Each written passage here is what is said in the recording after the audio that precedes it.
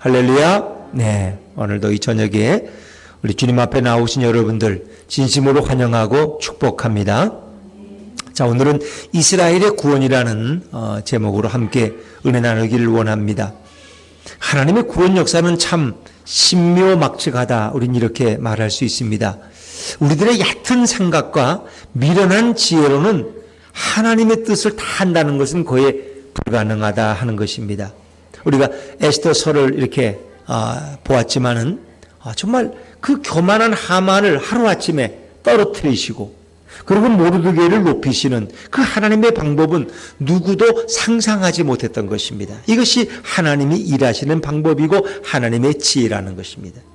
오죽했으면 애굽의 바로 때에 남자 아이들 낳으면 히브리인 아이들은 다 죽여야 되는 상황에 모세라는 아이를 너무 잘생기고 준수해서 그걸 몇 달 동안 숨겨두다가 이제는 숨길 수가 없어서 갈대 상자에 역청을 치러서 그 아이를 나일강에 던져 넣을 때 그 어머니의 심정은 어떠했겠습니까?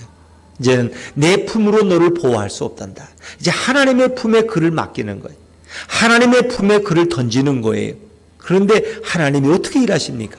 하필이면 그 시간에 바로의 딸인 공주가 목욕하러 왔다가 그 어린아이를 보고 긍휼한 마음이 생겨서 데려다가 자기 양자로 삼고 그리고 그가 애굽의 왕자로 성장한다는 모세가. 이래서 그가 결국은 세상의 모든 지혜와 학문으로도 그가 유능한 자가 되고 이스라엘의 지도자가 되어서 이스라엘 백성을 이끌고 결국은 광야를 나아가게 되는 거죠. 이 모든 하나님의 역사를 우리가 어떻게 상상이나 할 수 있겠습니까? 아이고, 아이를 던지면 아이고 이제 죽었다, 큰일 났다, 아이고 끝났네. 근데 하나님의 방법은 아니라는 거예요. 오히려 그렇게 던진 게 잘 됐다는 거예요. 왜? 던진다는 건 내가 더 이상 보호할 수 없으니까 하나님의 품에 아이를 맡기는 거예요. 하나님의 품에 던져버리는 거예요. 근데 하나님이 그 아이 모세를 물에서 건져내어서 잘 키워주셔서 어느 누구보다도 유능하고 지도력이 있는 인물이 되게 하셨다는 거예요. 여러분, 블레셋의 용사인 골리앗이 이스라엘 백성을 두려움에 떨게 할 때에 하다못해 시골 동네에서 온 말이에요. 10대 청소년인 다윗에 의해서 그 블레셋 장수 골리앗이 무너뜨려지리라고 누가 상상이나 했겠어요? 그것도 칼을 가지고 한 것도 아니고 그 물맷돌에 맞아서 넘어질 것을 누가 상상이나 했겠습니까? 이 모든 것이 바로 하나님의 역사라. 그러니까 우리가 이제 이렇게 일반 계시, 특별 계시라 그러는데 세상의 눈으로 보면은 너무 슬프고 안 되는 게 너무 많아요. 근데 예수님의 눈, 특별 계시로 보면 그 모든 것은 하나님의 섭리가 있는 거예요. 그렇게 봐. 그러니까 요셉이 형들에게 미움받아가지고 이렇게 미움받아서 노예로 팔려갈 때 요셉의 인생은 망한 인생이야. 끝난 인생이야. 이제는 아무런 소망이 없어. 부모 얼굴도 못 보고 형들에게 버림받고 노예로 끌려가면 평생 죽도록 일만 하다가 죽을 거야. 아마 고향도 못 들어오고. 그런데 그건 우리의 잘못된 눈이지. 하나님의 눈으로 보니까, 특별 계시의 관점에서 보니까 그것이 바로 요셉이 잘 되는 길이야. 하나님은 요셉을 위해서 보디발의 12대장 보디발을 준비해놨고 노예 시장에서 그 보디발의 눈에 요셉이 딱 드는 거야. 저 아이가 굉장히 총명해 보이네. 저 아이를 내가 데려가야 되겠다. 이렇게 해서 자기 집에 노예로 데려갔는데 그 아이가 얼마나 성실하고 그런지 그 주인의 마음에 들어서 그 집에 총리가 되고 총무가 되고 모든 노예들과 재산을 관리하는 사람이 되고 말이에요. 더구나 거기서 끝나지 않고 그가 또 한 번 실패해서 정말 이제 보디발의 아내를 그냥 겁탈했다고 또 억울한 누명을 쓰고 지하 감옥에 던져주면 이제 인생이 끝나는가 그랬더니 하나님은 그게 아니잖아. 거기서 바로의 떡 맡은 관원장, 술 맡은 관원장을 만나게 해서 그들의 꿈을 또 풀어주고 그리고 마지막에 또 그들을 요셉을 청거해서 바로 앞에 서게 되고 바로의 꿈을 해결해 줘서 결국 일약 애굽의 식량 문제를 해결하고 총리가 되는. 그러니까 우리는 성경을 보면서 하나님이 어떻게 일하시는가. 인간의 눈으로 보면 그거 다 실패하고 망하는 길이야. 그런데 하나님은 그것을 통해서 더 놀라운 일들을 준비하고 계신다는 거예요. 그러니까 우리의 믿음은 바로 하나님의 관점에서 예수님의 눈으로 볼 수 있어요. 우리는 이것을 특별 계시다 그렇게 말합니다. 이제 성경에 일반 계시가 있고 특별 계시가 있는데 일반 계시라는 것은 저 세상 이 자연을 통해서 하나님을 아는 걸 일반 계시라고 그러고 특별 계시는 예수님, 이 땅에 하나님이 보내신 그 예수님을 통해서 하나님의 뜻을 아는 것을 우리는 특별 계시라 그래요. 예수님은 특별 계시로 이 땅에 오신 분이에요. 그분의 눈으로 세상을 보면은 세상은 다르게 보일 수 있다는 것입니다. 자, 지금 유대인들은 어떻습니까? 사도 바울이 볼 때에 예수님을 거부하고 유대인들은 예수님을 십자가에 못 박았어요. 어찌 보면 저주받은 자들이. 그래서 복음의 물줄기는 이방인들에게로 흘러갔어요. 유대인들은 예수님을 다 거부하고 메시아를. 그래서 이방인들이 오히려 그 메시아이신 예수님을 영접하고 기뻐하며 찬양하는 겁니다. 바울의 마음은 너무 안타까워. 로마서 9장, 10장, 11장에는 이스라엘의 구원에 대해서 바로 바울은 노래하고 있는데 자기 동족 유대인 이스라엘이 구원받지 못하는 게 너무 마음이 안타까워서 그가 정말 자기가 버림을 받아도 내 동족이 구원받을 수만 있다면 너무 좋다고 그렇게 그런 기도하지 않습니까? 그런데 그가 오늘 이 11장 마지막 이 결론적인 부분에서 이방인들을 향해서 그가 이렇게 글을 쓰고 있습니다. 유대인에게서 여러분에게 복음의 물줄기가 와서 여러분이 이방인이 이렇게 풍성한 복을 받고 많은 구원의 역사를 경험했다고 해서 여러분 교만하지 마십시오. 교만하지 마십시오. 유대인들을 경멸하지 마십시오. 많은 이방인들이 그랬어요. 저 유대인들은 예수를 죽였어. 저 메시아도 죽인 놈들이야. 저는 어떻게 천국에 가겠어. 우리는 봐 예수님을 영접하고 우리가 이제 이 장자의 주의를 누리잖아. 이렇게 하면서 그들은 한껏 교만해졌어. 그런데 결국 바울은 오늘 성경을 통해서 너희는 그렇게 교만하지 말라는 것입니다. 하나님은 저 유대인들 이스라엘도 버리지 않았다는 것입니다. 너희가 그 비밀을 알아야 된다는 거예요. 자, 그중 어떤 비밀일까? 자, 25절 말씀 한번 읽어볼까요? 25절입니다. 25절 시작. 형제들아 너희가 스스로 지혜 있다 하면서 이 신비를 너희가 모르기를 내가 원하지 아니하노니 이 신비는 이방인의 충만한 수가 들어오기까지 이스라엘의 더러는 우둔하게 된 것이라. 사실 이 부분은 로마서에서 제일 어려운 부분, 제일 난해한 부분이라고 여러분이 생각하시면 됩니다. 형제들아 너희가 스스로, 형제들 이방인 그리스도들을 얘기하는 너희가 스스로 지혜 있다고 교만하지 말라. 너희가 이 신비라는 건 비밀이야. 미스터리. 이 비밀을 너희가 알기를 내가 원한다. 모르기를 내가 원하지 아니한다는 말은 직설적으로 말하면 이 비밀을 너희가 알기를 원한다. 너가 모르는 자가 되지 말고 아는 자가 되기를 원한다. 그럼 이 신비, 이 비밀은 뭐냐? 이방인의 충만한 수가 들어오기까지 이스라엘의 더러는 우둔하게 된 것이라. 그러니까 복음의 물줄기가 유대인으로부터 이방인으로 와서 이방인의 충만한 수, 하나님이 계획한 그 이방인들의 숫자가 구원의 숫자에 들어갈 때까지 하나님은 기다리시는 거예요. 근데 그동안에는 유대인들이 우둔하고 미련한 자가 되어서 복음을 영접하지 않아. 고집만 피우지. 그러니까 대신 유대인의 미련함 때문에 이방인들이 구원을 받는 거야.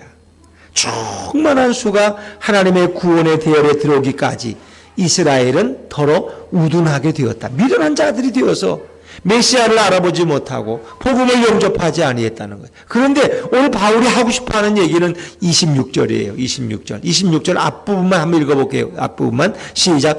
그리하여 온 이스라엘이 구원을 받으리라 기록된 바. 근데 바울이 하고 싶은 얘기는 온 이스라엘이 구원을 받을 것이다. 너희들 지금 이방인들만 구원받았다고 지금 이스라엘 사람들을 경멸하고 저것들은 다 버림받은 존재들이야. 예수를 십자가에 못 박아 죽였잖아 라고 말하지만 하나님은 온 이스라엘이 구원을 받을 것을 계획하고 계신다는 거예요. 왜? 그것이 성경적인 기초를 얘기하는 거예요. 우리가 뭐 이사야 59장 20절 찾을 필요는 없지만 그 기억이라고 쓴 부분, 그 부분 한번 읽어보죠. 기억이라고, 작은 기억. 시작. 구원자가 시온에서 오사 야곱에게서 경건하지 않은 것을 돌이키시겠고. 그 이제 이사야 59장 20절을 사도 바울이 인용한 말씀입니다. 이 얘기는 뭐예요? 구원자가 시온에서부터 오신다는 거예요. 시온에서. 그리고 야곱에게서 경건하지 않은 것을 돌이키신다. 야곱이라는 건 이스라엘을 가리키는 거예요. 이스라엘 백성 중에 불경건한 자들을 다 그들의 죄를 다 제거하신다는 거예요. 제거. 경건하지 않은 것을 돌이키신다는 것은 그들이 회개하고 하나님께로 돌아오게 한다는 거예요. 누가? 메시아가 오셔서, 구원자가 오셔서, 구원자가 시온에 오셔서 저 불경건한 자들을 다 예수님 하나님께로 돌이키신다는 거예요. 자, 그리고 계속해서 이사야 20장 9절 말씀인데 27절 말씀입니다. 인용한 말씀 같이 읽죠. 시작. 내가 그들의 죄를 없이 할 때에 그들에게 이루어질 내 언약이 이것이라 함과 같으니라. 결국 이사야 27장에 나오는 예수님의 예언의 말씀이에요.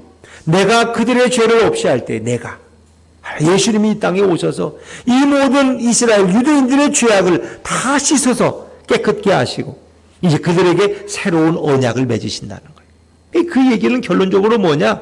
결국 지금은 버린 것 같은 온 이스라엘이 구원을 받을 날이 반드시 온다는 거예요.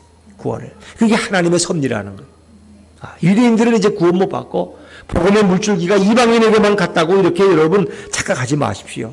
반드시 이스라엘 유대인들도 구원을 받을 것입니다. 자, 우리 그 말씀, 그 다음 말씀 28절 말씀 한번 읽어볼까요? 28절입니다. 시작. 복음으로 하면 그들이 너희로 말미암아 원수된 자요 택하심으로 하면 조상들로 말미암아 사랑을 입은 자라. 이 유대인들을, 이스라엘 사람들을 너무 무시하지 말라는 거예요. 왜? 복음으로 하면 그들이 너희로 말미암아 원수된 자요. 이 복음, 주 예수를 믿으라. 그래야만 너와 내 집이 구원을 받는다. 이 복음으로 하면 그 유대인들은, 이스라엘 사람들은 결국 하나님과 원수된 자가 되어버렸어요. 왜? 하나님을 떠났으니까. 복음의 주체이신 예수님을 영접하지 않았으니까. 복음으로 하면 그들이 너희로 말미암아 원수된 자예요. 그런데 택하심으로 하면은 조상들로 말미암아 사랑을 입은 자라는 거예요. 누가? 유대인들이, 이스라엘 사람. 하나님은 누구를 택하세요? 아브라함을 택하시고 이삭을 택하시고 야곱을 택하셨다는 거예요. 그 택하심 가운데서 바로 이스라엘 사람들은, 유대인들은 다 하나님의 택하심을 받고 사랑을 입은 자라는 거예요. 하나님은 지금도 유대인들을 사랑하신다는 겁니다. 그들을 완전히 버리신 게 아니라 복음으로 보면 복음을 거절했기 때문에 하나님의 원수되어 있지만 선택으로 보면 하나님이 일찍부터 그들의 조상을 택하시고 이스라엘 히브리인들을 택하시고 그들의 후손까지도 택하셨다는 거예요. 그러니까 그들은 하나님의 사랑을 받아서 선택받은 백성이라는 거예요. 그런데 하나님이 당신이 선택한 백성들을 그렇게 쉽게 버리시겠느냐? 그렇지 않다는 겁니다. 하나님은 후회하시는 법이 없다는 거예요. 하나님이 결정하고 행하시면 반드시 그 선물은 유효한 것이고 다시 취소하는 법이 없다는 거예요. 자, 29절 말씀, 29절입니다. 시작. 하나님의 은사와 부르심에는 후회하심이 없느니라. 은사라는 건 선물이에요. 하나님이 우리에게 준 구원의 선물이나 그 하나님이 우리를 부르시면은 후회가 없다. 그러니까 하나님이 이방인들을 택하신 것이나 부르신 것이나 유대인들을 선택하신 것이나 하나님은 후회하지 않으신다는 거예요. 그러니까 다 유효하다는 거예요. 다 유효하다는 거예요. 하나님이 우리를 불렀다. 아이고, 저 이 목사를 괜히 불러가지고 저 제대로 목회도 못하는데 이렇게 하나님 후회하지 않으신다는 거예요. 하나님은 다 누군가를 부를 때는 이유가 있어 불렀고 다 그들을 적당하게 쓰신다는 거예요.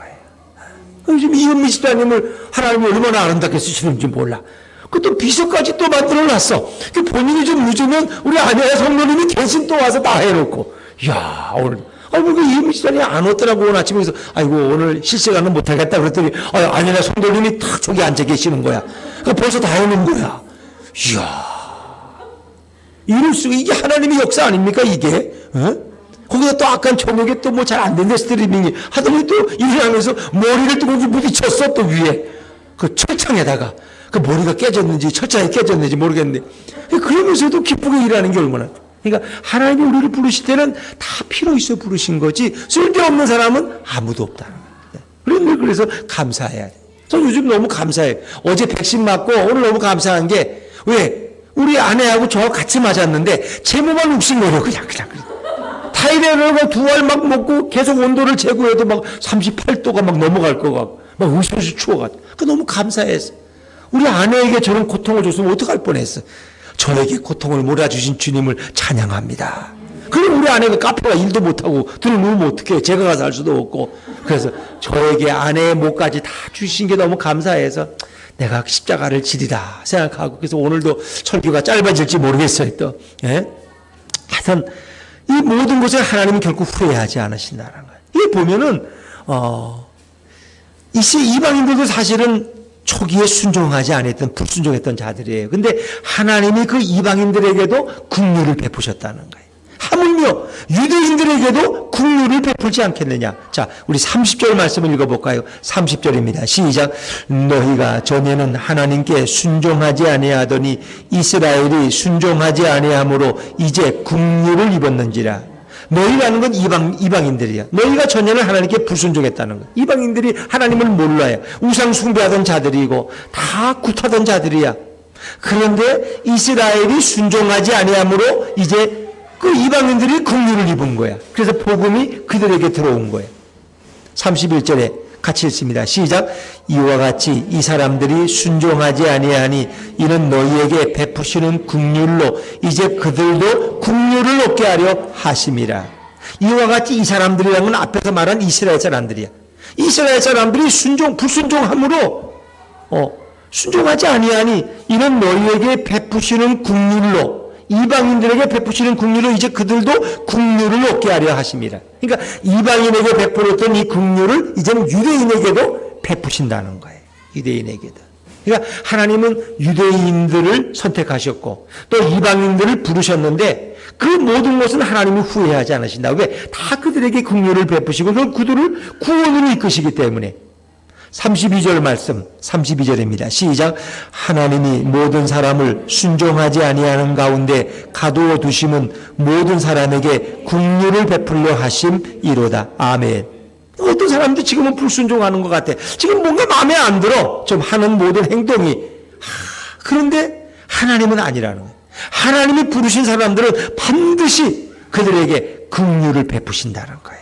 하나님은. 그러니까 하나님은 모든 사람, 이방인이든 유대인이든 그들이 언젠가는 불순종에 버려두었지만은 오히려 때가 되면 그들에게 다 긍휼을 베풀려 하시기 때문에. 그러니까 우리가 이제 자녀들을 볼 때도 지금은 뭔가 마음에 안 들고 지금은 뭐 망나니 같아. 근데 그렇다고 낙심하지 말아요. 하나님은 그들의 불순종한테 가둬두는 것 같지만 오히려 그들을 통해서 그들에게 긍휼을 베푸시고 구원의 역사를 베푸신다는 거예요. 그러니까 우리는 너무 인간적인 생각으로 모든 걸 판단하면 안 돼. 아이고, 쟤는 싹이 노랬어. 아닙니다. 우리가 인간에 볼 때, 눈으로 볼 때는 아무런 소망이 없는 것 같지만 하나님은 그를 향한 아름다운 계획을 가지고 계신다는 거예요. 이게 바로 이 말씀을 하려 하는 거예요. 하나님이 모든 사람, 이방이나 유대인이나 순종하지 아니하는 가운데 가두어 두심은, 불순종하는 자리에 그냥 두심은 결국 모든 사람에게 긍휼을 베풀려 하심이로다. 그들의 불순종을 통해서 다른 사람에게 누가 긍휼이 또 흘러가고 또 그들의 순종 때문에 그들의 긍휼이 또 다시 그 불순종하는 자에게 흘러 들어와서 결국 유대인이나 이방인이나 다 구원받는다는 거예요. 이제 앞에서 사도 바울은 그런 말 했어요. 이제 이방인들이 이렇게 복음이 풍성해지는 것은 유대인들로 하여금 뭐하게 하려 합니다? 질투나게 하래. 질투나게. 유대인들이 보니까 아니, 이제 이방인들은 다 예수 믿고 다 복을 받고 그러는데, 유대인들은 메시아도 모르고 이렇게 비참하게 사는 거예요. 그래서 그들이 이방인을 보고 질투하는 마음이 생겨서 다시 그들도 마음을 열고 예수님께로 돌아온다는 거예요. 이제 이런 비밀들을 바울이 말씀하고 있는 것입니다. 그래서 우리가 인간의 어떤 판단으로 보는 것과 하나님의 눈으로 보는 것은 다 다르다는 것입니다. 지금 바울이 이방인을 위한 선교사예요. 바울이 지금 가는 곳곳마다 복음을 전하고 이 로마서를 기록을 했지만 지금 볼 때는 유대인들은 다 멸망당할 민족이야. 왜? 예수님 메시아인 예수님을 거부하니까. 그런데 이방인들은 다 너무 마음이 열려서 그냥 복음을 전하면 그들은 그냥 넝큼넝큼 스펀지처럼 복음을 받아들이는 거야. 그러니까 많은 사람들이 저 유대인들은 망한 자식들이야. 저건 하나님께 버림받은 자식들이야. 그리고 이방인에게 이제 하나님의 뜻이 있으라고 말하지만 그렇지 않다는 것입니다. 하나님은 유대인들을 여전히 사랑하시고 하나님이 선택하던 그 백성들을 반드시 구원하신다는 거예요. 그래서 이방인의 충만한 자가 수가 차면은 다시 유대인들에게 복음의 물줄기가 들어가서 다시 택하신 유대인들이 다 구원받아서 이방인과 유대인이 다 구원받을 때 온전한 인류의 구원이 이루어질 줄로 믿습니다. 이게 바로 하나님의 역사라. 하나님이 이런 계획을 가지고 계신다는 거예요. 그러니까 참 하나님의 지혜는 높고 위대해서 우리 인간의 마음으로 측량할 수 없는 거예요. 자, 그 찬양이 33절 말씀이에요. 33절 말씀. 시작. 깊도다 하나님의 지혜와 지식의 풍성함이요 그의 판단은 헤아리지 못할 것이며 그의 길은 찾지 못할 것이로다. 아멘. 너무 깊고 너무 오묘한 하나님의 지혜와 지식의 부요함을 노래하고 있는 것입니다. 하나님의 판단은 우리 인간이 측량할 수, 헤아릴 수가 없어. 난 도대체 헤아리지, 측량할 수가 없어. 그의 길은 우리가 도저히 판단할 수가 없어. 찾을 수가 없어. 왜? 하나님은 깊고 오묘하신 분이니까. 하나님의 지혜는 인간의 지혜로는 따라갈 수가 없어. 누가 하나님의 마음을 알겠느냐? 누가 주께 먼저 드려서 갚으심을 받겠느냐? 그럴 자가 없다는 거예요. 그래서 바울은 이 모든 마지막을 찬양으로 끝내는데 36절 말씀, 36절 한번 읽어볼까요? 36절 시작. 이는 만물이 주에게서 나오고 주로 말미암고 주에게로 돌아감이라. 그에게 영광이 세세에 있을지어다. 아멘. 결국 이 유대인과 이방인의 구원의 문제를 바울은 힘주어 말하면서 마지막에 하나님에 대한 찬양으로 끝나는 것입니다. 만물이 주에게서 나오고 주로 말미암고 주로 돌아간다는 것은 바로 하나님이 알파와 오메가가 되시는 거예요. 모든 것의 시작이 되시고 모든 것의 마지막 완성이 되시는 분이 바로 우리 하나님이시라는 거예요. 그리고 이 모든 것을 섭리하시고 이 섭리대로 이루어 나가시는 분이 바로 우리 예수님인 줄로 믿습니다. 그래서 우리는 이 하나님의 계획을 다 알 수가 없어요. 우리가 할 수 있는 건 뭐예요? 하나님을 찬양하고 노래하는 거예요. 왜 내게 이런 일이 생기지?